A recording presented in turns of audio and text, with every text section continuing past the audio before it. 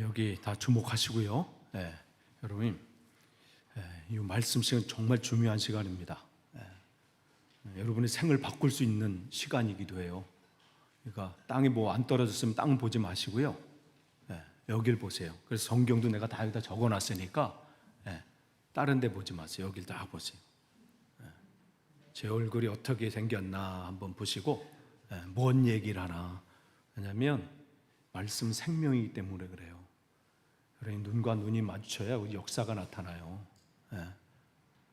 그래서 정말 그래서 눈 맞춤은 중요하고, 함께 이 말씀이 나에게 하나님, 저 목사 일부로 나오는 그 말씀 속에 하나님, 내가 주님을 만나기를 원합니다. 그런 시간이 되기를 원합니다. 그리고 웬만하면 나가지 마세요. 오늘 식사 당번 계신 분 나가지 마세요. 거기 타도 괜찮아. 뭐 거기에도 꼭 식사 당번 있는 분 꼭 나가. 밥이 중요한 게 아니에요. 밥은 안 먹어도 돼. 타면 어때요? 서르면 좀 어때? 주님이 마르다보다는요, 그 바쁜 말씀 듣는 마리아를 원하세요. 왜냐하면 그게 여러분을 살리기 때문에 그래. 정말 어제 BBC 상무 뉴스를 보니 갑자기 일면이 그 나와서 깜짝 놀랐어요. 나는 한국. 그래서 한국 뉴스 봤는데 나는 이게 뭔가, 정말 부모님들 얼마나 지금 특별히 많은 그 딸들이 거기 압사됐잖아요. 딸 가진 아빠로서 그런 마음들이 있더라고요. 그러면서 저들이 저 허한 마음들을 채울 곳이 없어서 저기 가깝다, 이런 생각을 해요. 뭔가 이렇게 채워지지 않은 게 있으니까 그렇게 가지 않겠어요? 그러니까 누굴 뭐 탓하기 전에요. 자, 우리죠, 우리 자녀들에게, 또 우리 후손들에게, 우리는, 또 교회는 뭘 채워줘야 될까? 그들이 갈 곳이 그 좁은 도로밖에 없었을까? 3점 몇 미터라고 그러기도. 제가 한 번도 그 이태원은 가보질 못해서, 거기 그림이 안 그려졌는데, 신현이한테 물었더니 자기는 갔다 왔대, 지난번. 그때도 무슨 행사가 막 있었대요, 많이. 그러면서 그냥 어젯밤에 먹먹하더라고요, 마음이. 근데 오늘 영어 예배 때 이렇게 왔는데 많은 분들이 저를 위로하면서, 괜찮냐, 혹시 너희 이 교회 KCF 성도 중에 거기에 또 가족들은 없는지, 또 친척들은 없는지, 거기서 막 쏘리하다고 또 이렇게 위로를 받았습니다. 그건 그렇고 오늘 주신 말씀부터 함께 나누고자 합니다. 누가복음 3장 1절에서 6절 말씀인데요. 여러분 1절 보시면, 여러분 3장 1절 딱 보시면 어떤 생각이 드나요? 참 힘들죠? 디베리오 황제가 이렇게, 티베리우스, 여긴 디베리오인데 티베리우스, 그러니까 아우구스투스, 첫 번째 로마 황제였던 아우구스투스, 옥타비아누스라고도 하는 그 황제의 다음 왕이에요. 두 번째 왕. 그러니까 여러분 지금 광고 이제 드렸어요. 이제 이 대형박물관 이제 신약편, 이제 신약은 이제 끝이에요. 신약편 가시게 되면 이런 왕들의 흉상들을 이제 보게 돼요. 이 첫 번째 왕은 이제 예수님 태어났을 때, 이제 그때 부분이라면 이 티베리우스는 예수님이 이제 본격적으로 이렇게 사역할 때, 그러니까 통치한 지 15해니까 그 기간으로 따지면 예수님이 나이가 29, 서른 요때니까 공생애를 시작하실 때, 그때 두 번째 황제입니다. 그때 이제 본디오 빌라도가 총독으로 있었고, 헤롯이 갈릴리의 분봉왕으로 있고, 그 동생 빌립이 아이고 뭔 소린지 이해되시나요? 그래서 이것을 이해하기 위해서, 왜냐하면 오늘 본문을 이해하기 위해서는 이스라엘 역사를 간략하게나마 이해해 볼 필요가 있습니다.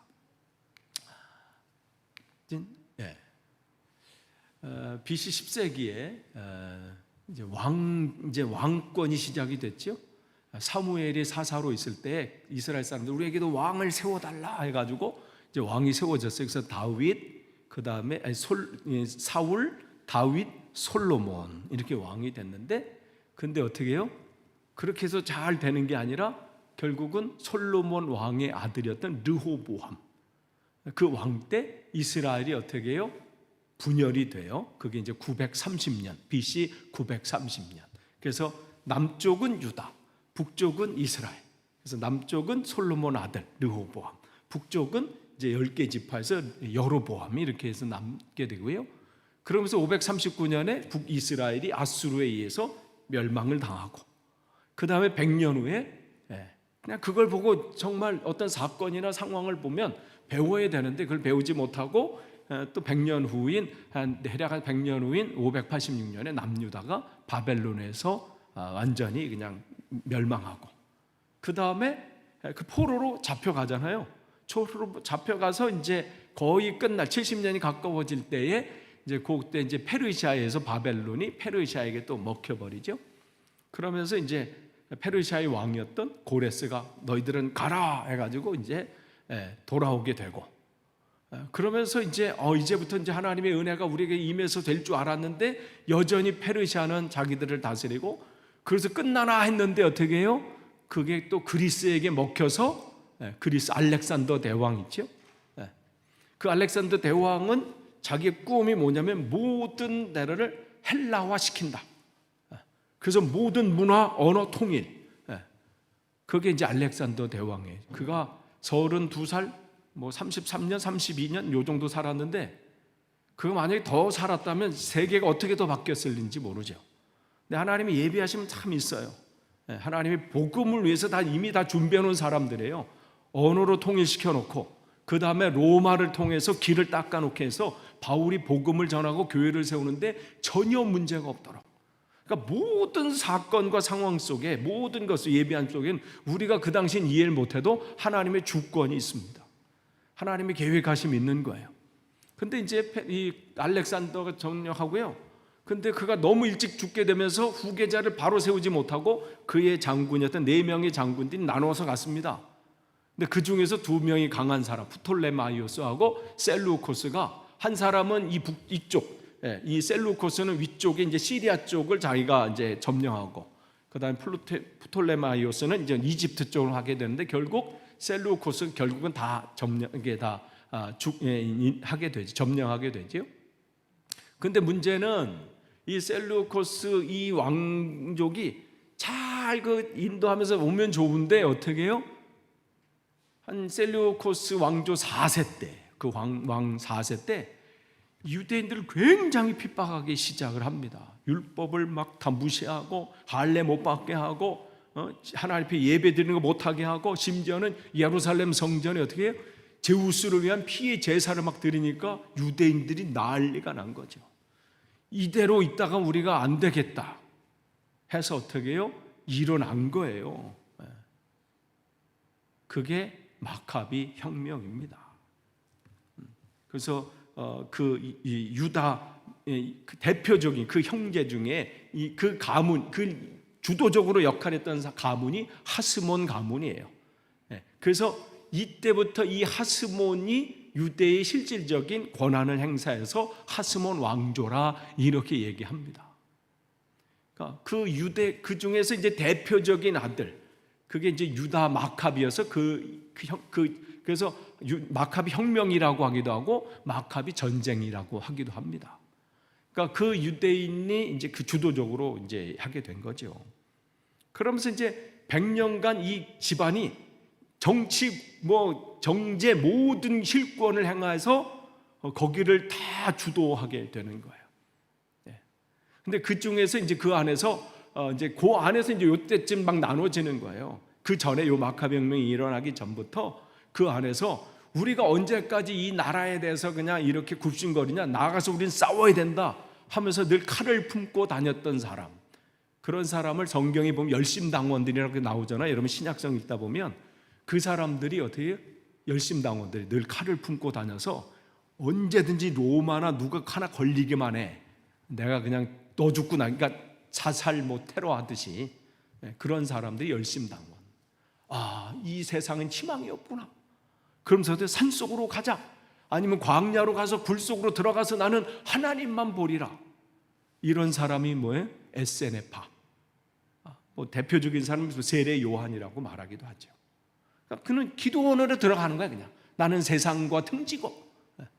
근데 그 가운데 부분에서 그럴 수 있느냐? 그래도 우리는 여기서 살려면 정치를 해야 되는, 정치라는 게 무슨 나가서 투표하는 그게 정치가 아니라 정치는 우리의 삶의 이야기예요. 그러니까 투표를 잘해야 우리의 삶이 편합니다. 왜냐하면 그러니까 투표할 때 내 생활을 누가 제일 윤택하게 할 수 있을까? 그걸 보고 뽑는 거잖아요. 잘못 뽑으면 안 되는 거고 내게 맞는 사람들이 있을 거 아니에요.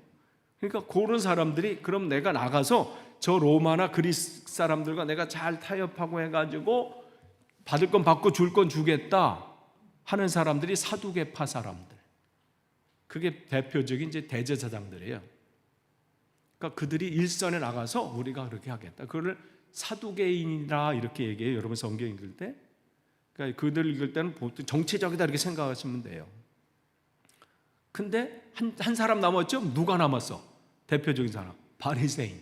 바리새인은 과격하지도 않고 산속으로 들어가지 않고 광야로도 안 가고 생활 속에 있으면서 나는 일반 이런 사람들에게 하나님 말씀을 우리가 어떻게 이 민족을 제대로 살게 할 것인가에 관심을 가진 사람들이 바리새인들입니다. 그러니까 이런 식의 막 이런 것들이 있는데 특별히 그러니까 양쪽은 관심이 없어요. 이 정치나. 그러니까 사두개파 사람들이 요 하스몬 왕조 사람과 잘 얘기해서 권력을 하면 어떻게 바리스 사람들은 완전히 깡그러 무너뜨리고 뭐 지금 여당 야당 그런 분위기예요. 근데 이 바리새파 사람들이 또 힘을 얻어가지고 하면 또 사두개 사람들 또 이렇게 하고 계속 이런 일들이 오면서 BC 한 60년경에 이거 싸움 안 되겠다 해서 어디에게 우리의 이거 싸움을 중재해달라 로마에게 부탁을 해요. 그래서 로마에서 와봤더니 어떻게 해요? 중재하러 왔는데 예루살렘이 너무 좋아. 금도 많고 뭐고 많아. 우리가 먹어야 되겠다. 그래서 이제 폼페이, 그 다음에 이렇게 하는 게 어떻게 해요? 폼페이우스 63년. 그래서 예루살렘을 로마가 점령하게 되죠. 그러니까 외세가 들어오는 순간 끝나는 거예요. 그래서 점령하게 돼요. 그러면서 어떻게 해요? 로마는 이 땅을 어떻게 해? 자기들이 다스리지 않고 현지 사람들을 세워가지고 이제 그 일들을 하게 해요. 그 사람은 누구냐면 안티파테르. 이 사람이 어디 사람이냐면 이두메 사람. 여러분 성경에 보면 이두메 이렇게 나와요. 이두메라는 것은 에돔 사람이라는 뜻이에요. 에돔은 누구와 조상이 누구예요? 야곱의 형인 에서. 그러니까 아이러니하죠? 하나님은 유다 민족을 통해서 야곱의 족속을 통해서 하나님의 계획을 이루려고 했는데 지금은 역전돼서 에서가 유다를 다스리고 있는 이러한 형국이 되는 거죠. 그리고 그의 아들 우리가 그 유명한 헤롯 대왕, 예수님 태어났을 때 2세 미만은 다 영아는 다 없애 막 죽였던 그런 학살했던 그 왕이 헤롯 대왕. 그 대왕은 또 어디 사람이에요? 유대인은 아니야. 정통 유대인은 아니야. 어디에? 이두메, 즉 에서의 그러니까 후계. 에돔 사람이니까 그가 늘 컴플렉스는 뭐냐면 정통파가 아니다 이거예요. 그러니까 늘 그래서 그걸 해결하려고 어떻게 두 번째 부인을 하스몬 왕조 가문의 부인을 얻습니다. 두 번째 부인을. 그러면서 마음을 어떻게 위안을 얻는 거예요. 나도 이제는 우리 피의 반은 정통 가문이다. 그렇게 되는 거예요. 5명의 부인을 얻습니다. 그 중에서 이제 네 번째 아켈라오, 마태복음 2장에 나오는 아켈라오, 여러분 성경 보면 마태복음 2장에 나와요. 왜냐하면 이제 헤롯 대왕이 죽은 다음에 이제 피신해 갔잖아요. 예수님 그 가정이. 근데 다시 예루살렘에 오려고 하다가 아직 그 아들 아켈라오가 무서워가 더한 사람이었어. 그래서 갈릴리로 아직은 아니다. 그래서 위쪽 갈릴리로 가는 그때 등장한 사람이 아켈라오예요. 그 다음에 헤롯 안디바 또 나오거든요. 안디바는 누구예요? 요한, 세례 요한을 목을 딱 했던 왕. 그게 어떻게 네 번째 부인으로. 그러니까 요 둘이 지금 요 안에서 굉장히 특별히 헤롯 대왕이 요 아켈라오를 신임을 해가지고 유다는 너가 맡아. 그리고 너 안디바는 저 북쪽을 맡아. 이렇게 해서 나누어졌거든요. 이렇게 해서 파트를 맡아서 다스렸다. 이거를 분봉왕 이렇게 얘기해요. 여러분 분봉왕 그러면 왕이라는 것보다는 영주 정도로 생각하시면 돼요. 그 지역을 파트를 맡아서 그냥 하는. 근데 이 아켈라오가 너무 악행을 해서 그 유대 지도자들이 로마에게 상소를 했어. 우리 못 살겠다 해가지고 어떻게 했냐면 끝나버렸어요. 아켈라오가. 그러면서 어떻게 로마에서 이것들한테 줬더니 제대로 못하네 하면서 누구를 파송하냐면 로마에서 그때 총독을 파송하는 거예요. 그래서 총독은 이때에 오게 되는 거예요. 그렇지 않았다면 계속 이 사람들이 이렇게 살 텐데 유대는 총독을 내가 보낸다. 그리고 위쪽 북쪽이나 이 다른 쪽은 여전히 헤롯 안디바나 이 다섯 번째 부인을 통해서 얻은 헤롯 빌립. 여기가 이제 너희들은 그쪽 그 위에만 그냥 여기 신경 끄고 중심부는 신경 끄고 변두리 그냥 알아서 너희 맡아. 뭐 이러한 상황이라는 것이죠. 그러니까 이들의 관심은 어떻게 누가 진짜 유대인의 왕이 되느냐. 자기는 지금 분봉왕이잖아요. 한 파트잖아요. 진짜 핵심 뭐예요?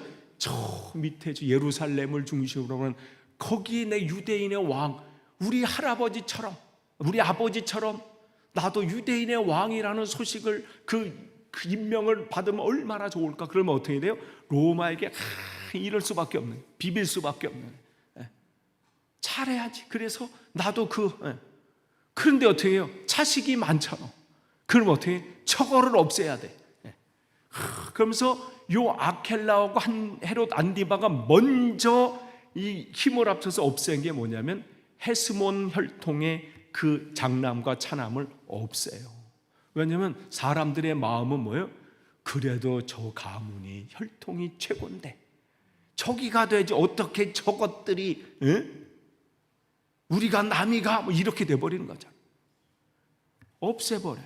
그런데 그 차남한테 헤롯 아그리빠 사도행전 12장에 나와요. 거기 벌레 먹여서 죽은 왕이 나오잖아요. 그 다음에 사도행전 25장 26장에 바울을 만난 그 아그리빠는 요 아들이에요. 그러니까 여러분 착각하시면 안 돼. 아그리빠가 두 명이에요. 12장에 나오는 아그리빠는 아버지. 그 다음에 사도행전 25장 26장에 나오는 아들. 그냥 헤롯, 그럼 다 똑같은 헤롯 생각하시면 안 되는 것처럼 아그리빠도 마찬가지야. 여기가 아들, 그 다음에 아리스토볼로, 여기 로마서 16장 10절, 여기 문안하라 이렇게 해요. 그러니까 여러분 거기 읽을 때 그 사람도 왕족이라는 거예요. 그러니까 아그리빠, 그러니까 이 아그리빠가 사실은 그 다음에 이제 이 다음에 여기 정권을 이 사람이 아그리빠가 왕이 됐을 때 그 전에 자기 아버지와 다 죽였잖아요. 똑같이 보복을 해요. 그래서 아켈라오, 안디바 다, 빌립까지 다. 그리고 헤로디아하고 여러분 아시죠?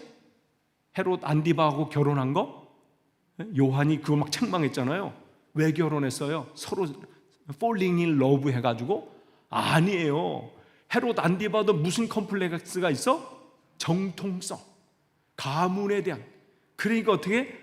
헤로디아도 세 번째 거기 있잖아요. 세 번째 거기 아들하고 결혼했는데 이건 뭐 분봉왕도 못 떴네. 그러니까 어떻게 돼?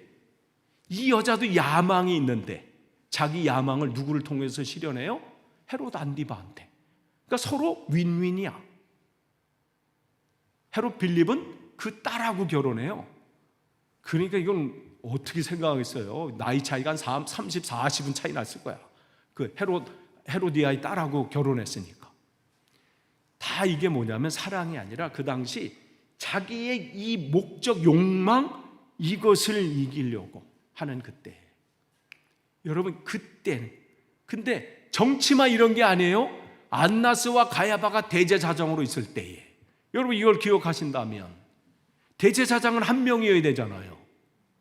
그런데 어떻게 돼? 그리고 그 대제사장도 자기 가문에 이걸 이어야 되는데, 여기도 로마한테 잘 보여서 잘 받으면 대제사장이 되는 거예요. 근데 안나스가 됐다가 자기 아들은 없으니까 자기 사위 가야바에게 그걸 넘겨줬어요. 그러니까 실질적으로는 넘겨줬지만 실질적으로 대제사장 노릇을 하는 것은 안나스예요. 그래서 성경은 계속 안나스가 나와. 이것은 가야바는 그냥 이름만 의자만 앉아있고 진짜는 누구냐면 안나스가 하는 거예요. 종교도 이렇게 지금 상황이 이런 뒤죽박죽이야. 그러니까 자기 욕망이, 관심이 집중이 누구에 있냐면 내 욕망이 집중되어 있는 거예요. 내가 얻으려고 하는 것, 내가 꿈꾸는 것, 내가 이루려고 하는 것. 그런데 이때에 뭐든 다음 이걸 말씀하려고 장황하게 얘기한 거야. 하나님 말씀이 빈들에서 사가랴의 아들 요한에게 임한지라. 사람들의 관심은 자기의 권력이에요. 자기가 목적하는 욕망이에요. 그 관심을 가지려고, 그거 얻으면 자기가 행복할 줄 알고 그거 얻으려고 지금 애쓰는 그러한 삶을 살게 되지요. 그런데 세례 요한의 관심은 거기 있지 않아요. 세례 요한도 제사장의 아들이에요. 그 시대에 그냥 적당히 타협하면서 살면요 풍요롭게 살 수가 있어요. 남부럽지 않게 살 수 있어요. 그런데 그렇게 살 수 없는 거예요. 왜냐하면 하나님의 말씀이 자기를 그렇게 놔두지 않기 때문에. 그러니까 그의 관심은 어떤 권력도 아니고 부귀영화도 아니고 자기의 욕망도 아니라 관심은 뭐예요? 하나님께 관심이 있는 거예요. 정말 하나님 말씀에 전혀 무관심한 이 시대, 아무도 하나님을 찾지 않는 이 시대, 그야말로 사무엘상 3장 1절에 나오는 말씀이 희귀한 시대, 하나님의 역사가 나타나지 않는 그 시대에 한 사람은 올곧게 하나님 말씀을 붙잡고 하나님을 바라보면서 어찌할꼬 하면서, 그러면서 외치는 게 뭐예요? 회개 세례를 자는, 이 관심을 세례 주는 게 아니라 그들이 돌이키기를 원하는 그 마음이에요. 이렇게 살면 안 되는데 진짜 우리의 관심을 가져야 되는 게 뭔지, 내가 지금 집중해야 될 게 뭔지 그걸 모르고 사는 이 시대를 바라면서 정말 애통하는 거죠. 그렇게 하나님을 바라보는 그 사람, 하나님의 관심은 그 사람에게 있는 거예요. 그래서 모든 이들이 자기의 목적을 향해서, 욕망을 향해서 죽이고 살리고 타협하고 연합하고 하는 그러한 그야말로 짓을 하고 있을 때 하나님은 빈들에 있는 그 세례 요한을 주목하고 계셨다는 거예요. 하나님은 그런 분이십니다. 그 사람이 어느 곳에 있든 그 중요하지 않아요. 그 사람이 어떤 실력을 가졌는지 중요하지 않아요. 규모가 어떻게 되든, 사람이 얼마나 모이든, 재정이 얼마나, 그거 중요하지 않고 정말 하나님밖에 없습니다. 나는 하나님의 은혜가 아니고는 살 수 없습니다 고백하면서 그분을 바라보는 그 한 사람만 있다면 하나님은 그 시대를 바꾸시는 분이에요. 다윗이 무슨 대단한 사람 아니었잖아요. 그냥 양똥이나 치면서 양이나 관리하면서 이렇게 있는 거, 아버지조차도 그를 인정해 주지 않아요. 관심이 없습니다. 왕으로 세운다면 없는 아들도 만들어가지고 채워야 될 판인데 관심이 없잖아요, 그 아들에게. 근데 다윗은 상처? 상관없어요.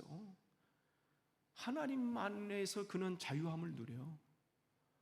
하나님과의 관계 속에서 그는 은혜를 날마다 누리니까. 낙심할 때 사실 여러분 시편 보면요, 그것도 시험이 있고 낙심이 있고 얼마나 공격들이 많아요. 여러분 시편 읽을 때 다윗 보면 야, 어떻게 이렇게까지 욕하나 막 이럴 정도 있잖아요. 그의 뭐 자손이 다 그냥 막 태아를 막아주시고 태문을 막아주시고 막 뭐 하고, 야, 근데 누구한테만 그래요? 사람들 만나놓고 그렇게 하는 거 아니에요. 우리는 그럴 때 있잖아요. 내 막 마음이 아프면 만나가지고 막 그 인간 어떻고 막 그냥 그럼 속으로 그래도 오늘 반은 떨었네 막 그러지 않았어요. 다윗은 사람한테 하지 않았어요. 하나님 앞에 하나님 저 인간 그래야 사니까 저 인간 하나님 없애주세요. 그냥 그 3, 4대 다 막아주세요. 다 병 걸려서 죽게 해주세요. 막. 근데 끝은 어떻게 해요? 내 뜻대로 마시고 하나님 뜻대로 해주십시오. 이게 다윗이에요. 이게 주님의 기도였거든요. 우리가 담아둘 수 없잖아요. 하나님은 다 들어주시니까. 여러분의 억울한 상황, 아픈 마음 그냥 다 쏟아내죠. 막 욕을 하든 뭐든 그 인간을 막 그 인간이 이렇다고 막 나한테 이래. 근데 끝은 이렇게 끝나셔야 돼. 근데 내 뜻대로 하지 마시고 하나님 뜻대로 해주십시오. 다윗은 그런 사람이었어요. 그러니까 하나님 내 마음에 합한 사람이라. 그게 그 사람이 완벽해서 그 말씀한 게 아니라 그래도 하나님 뜻대로 막 살려고 몸부림치는 모습을 주님 보고 계셨거든. 많은 사람들은 세상 것을 붙잡으려고 몸부림치는 그 시대에 그래도 하나님의 뜻을 붙잡고 그걸 놓지 않으려고 몸부림치는 사람인 것을 주님 보고 계시는 거예요. 세례 요한이 그런 사람이었어요. 그러니까 그가 빈들에 있어도 상관없어. 하나님께서 그를 통해서 놀라운 일을 하시잖아요. 하나님 말씀을 주셔서 너는 주의 길을 준비하라. 아무나 준비하는 사람 아니잖아요. 여러분이 대통령이 어디 순방을 하고 누가 어딜 갈 때 그걸 준비위원 갈 때 아무나 지나가다가 가서 좀 해서요 이러지 않잖아. 아무나 일을 하는 사람들이 아닙니다. 하나님은 그를 주목하고 계셨다가 하나님의 가장 중요한 일을 맡기시는 거예요. 그러면서 그를 통해서 어떻게 그가 오실 일을 곧게 하고 모든 골짜기가 메워지고 모든 작은 산이 낮아지고 굽은 것이 곧아지고 험한 길이 평탄해질 것이다. 주님께서 오시면 우리에게 주님께서 오시면 일어난 일들이잖아요. 그렇다면 지금 주님이 처음 오신 주님을 맞이해서 그 일을 사명을 감당한 일이 세례 요한이라면 우리는 지금 다시 오실 주님을 맞이해야 될 사람들입니다. 우리가 그 사명, 주의 길을 곧게 하고 평탄케 하고 그 일들을 감당해야 할 사명이 저와 여러분에게 있습니다. 근데 그곳이 빈들여도 상관없어요. 아유, 저 사이즈로, 저 규모로, 저 인원으로, 아니 나 같은 게 그게 아니에요. 하나님의 능력은 빈들에도 상관없습니다. 한 사람이어도 상관없어요. 그가 하나님 앞에 온전히 붙들림을 당하면 하나님 그 시대를 바꾸시는 분이 우리 하나님이신 거예요. 기드온에게 하나님 능력이 있어서 찾아오신 게 아니에요. 내가 너와 함께 하겠다 이것 때문에 너는 용사라고 말씀하신 거지 원래부터 용사여서가 아니에요. 저와 여러분이 지금 빈들에 서 있다고 생각하십니까? 나는 이거밖에 안 되는데 내가 직분 감당할 수 있을까? 난 이거밖에 안 되는데 우리가 뭘 할 수 있을까? 다른 사람 몰라도 나는 이런 분 계십니까? 하나님의 능력을 의심하지 마십시오. 세례 요한을 사용하셨던 하나님이 우리를 사용하십니다. 하나님은 그 한 사람을 주목하고 계신 거예요. 분봉왕을 주목하신 것도 아니고 그 대제사장들을 주목하신 것도 아니고 거기 무슨 황제를 주목하신 게 아니에요. 빈들에서 하나님을 사모하고 그 세상을 바라보면서 어찌할꼬 이들이 왜 이렇게 사는지 애통해하는 그 한 사람, 빈들에 서 있는 그 세례 요한을 주목하신 것처럼 하나님은 오늘 저와 여러분을 하나님 주목하고 계십니다. 우리가 다시 결단하는 거예요. 주님, 내가 다시 일어서겠습니다. 이 세상에 하나님 말씀을 외치겠습니다. 주님의 길을, 다시 오실 그 주님을, 그 길을 내가 사명 감당하겠습니다. 그렇게 결단하시는 귀한 시간 되시기를 축복합니다. 기도하겠습니다. 하나님 감사합니다. 오늘 말씀을 주셨습니다. 지금 우리가 빈들에 서 있다 할지라도, 내가 정말 아무것도 아닌 것처럼 보일지라도 우리를 주목하고 계신 그 주님, 세례 요한을 통해서 큰 역사를 나타내신 그 주님, 빈들에 서 있는 그 한 사람을 통해서 주님의 귀한 일을 이루신 그 하나님을 신뢰하며 믿음으로 나아갑니다. 우리 교회를 사용하시고 이 시대에 하나님의 뜻에 맞게 인도해 주시고 사용하여 주옵소서. 예수님의 이름으로 기도하옵나이다. 아멘.